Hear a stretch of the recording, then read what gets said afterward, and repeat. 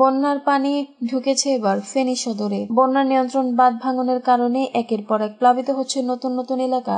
বৃহস্পতিবার 10 জুলাই সকাল পর্যন্ত পরশুরামে বন্যার পানি কমে এলেও ছাগলনাইয়া ফেনী সদর উপজেলায় বন্যার পানি বাড়তে শুরু করে। ফুলগাজী উপজেলায় বন্যা পরিস্থিতি তেমন কোনো পরিবর্তন হয়নি।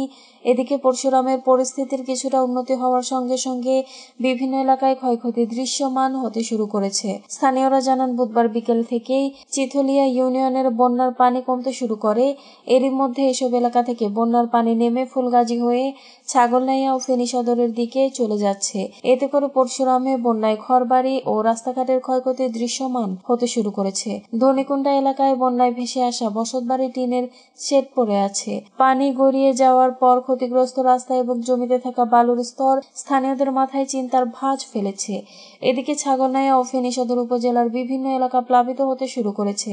ফুলগাজী ও পরশুরাম থেকে নেমে আসা পাহাড়ি ঢলের পানিতে ফেনী সদর উপজেলার কাজীরবাগ, মঠবি, ফাজিলপুর ইউনিয়নের বিভিন্ন এলাকা নিমজ্জিত হয়ে পড়েছে।